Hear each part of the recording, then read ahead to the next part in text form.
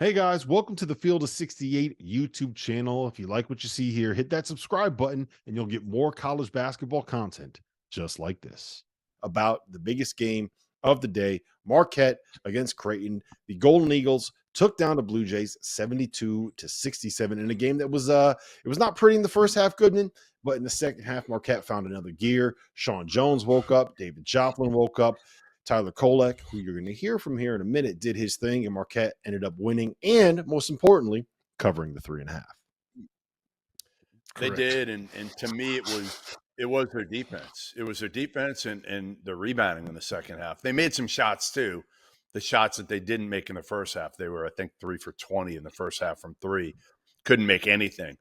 And Kolek was just Tyler Kolek, right, for the most part. But I thought it was Sean Jones who changed the game because he's a guy who's such a great on-ball defender and a pest who gets out there and can change the game on that end. But they left him open. He had made, I think, 4 threes the whole year, and he makes 3 out of 5 tonight or today. And again, they're daring him to take those shots. And it's kind of like what we talk about with other players around the country, DeJuan Harris. Like you got to take him with some confidence. You can't just sit there because you're going to hurt your team if you don't take him. And you should be able to make uncontested threes at we're not asking you, Sean Jones, to make him at a 60% clip. We're make him 1 out of every 3. And he made 3 big ones, including one late tonight that I thought, again, completely changed the game. But I thought it was, Oso was so good on the glass. And what they do better than any team in the country, they tap the ball out to their guards and get second possessions that way on the offensive glass better than any team in the country right now. Mm-hmm. Henson, go ahead. I think Marquette won this game, but Creighton had control. I think in the first half they were going to Kalkbrenner a little more, getting him involved because when he did get the ball, no one could really guard him. And the way they were shooting the ball early, that was kind of the story of the game. Marquette sped them up. I think Creighton was overpassing, if that's possible. And down the stretch, those big time threes by Jones, which kind of put Marquette in a position to take over the game, was the story of the game. But I did like how Creighton looked from a team standpoint. Marquette just wore them down defensively and kind of sped them up a little bit. And I think they were almost doing a little too much passing, shooting a lot of bad shots when the clock was running down when they had easier shots earlier in the shot clock. Yeah, I think they had like 3 or 4 shot clock violations and another 3 or 4 possessions where it was like they're firing something up with about 2 seconds left on the clock just to be able to get it up. I think what we saw was one of the big reasons why I'm really concerned about what Creighton can end up being, because if they can't get anything out of their sets, out of their offense, out of what they're running, I don't think they have a guy that can go make something easy happen for somebody else. You get down to an end of a clock, Cam Jones can go get you a shot, right? Or Tyler Kolek can make something happen, create a bucket for somebody else. And I don't know if Creighton necessarily has that. I came out of this game, I want you guys to tell me if this is crazy. I came out of this game a little bit more concerned about Marquette when we are talking about the national title picture than I was heading into this game. And the reason why is I feel like they're one guy short, right?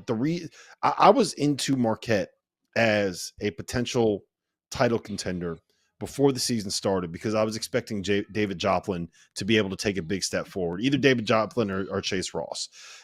Joplin's actually averaging fewer points this year. He's shooting a lower percentage from the field. He's shooting a lower percentage from 3. He's shooting a lower percentage from the line. His numbers are basically down across the board, despite the fact that he's playing more minutes and getting starters minutes. Chase Ross is kind of the same thing, right?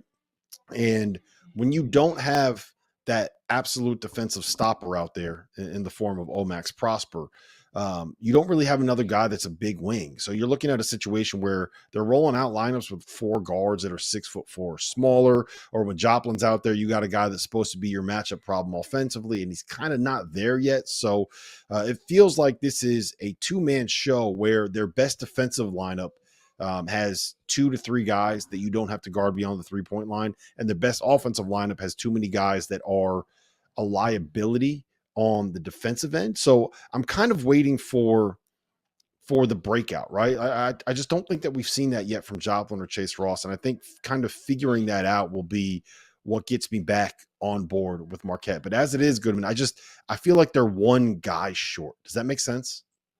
No, I'm 100% with you there. One of those guys has to step up and be consistent. And we thought it was going to be Joplin, and he's just been a piece, right? And they need a third dude because Oso's not like again, the way he and Kolek play together, sometimes he can go for 20, but he's not a big-time offensive weapon. Now, I'll put their backcourt up against just about anybody in the country. So they can get hot in the tournament. They can get hot in the tournament and win 4 straight, and it wouldn't surprise you. But the margin for error where Kolek and Cam Jones cannot have a bad game in the tournament in order to do that, right? In order for them to go deep. But I could see those dudes going, getting hot and staying hot for 4 games and getting the Final Four, and then who knows what happens. Yeah, and the one thing that I'll say, Henson, is that when you see Sean Jones come off the bench for 15, like that is the kind of thing that you need. Like you need another guy that's going to be able to go out there and get you 12, 13, 14, 15 on a given night. And now maybe that's something where it's sometimes it's going to be Joplin, sometimes it's going to be Sean Jones, sometimes it'll be Chase Ross, sometimes it'll be Ben Gold.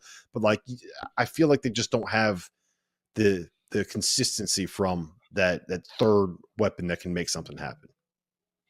Yeah, it's the third option is gonna kind of be a committee third option. They're gonna have to Shaka Smart's gonna have to see who's feeling it, who's not feeling it, and if nobody's feeling it, they're in trouble. So hopefully that doesn't happen down the stretch in the tournament when they do get there, matchup wise. But there's a lot of pressure on Tyler Kolek specifically. I mean, if you watch the game, I mean, he's forcing a little more stuff than he usually does than he did last year.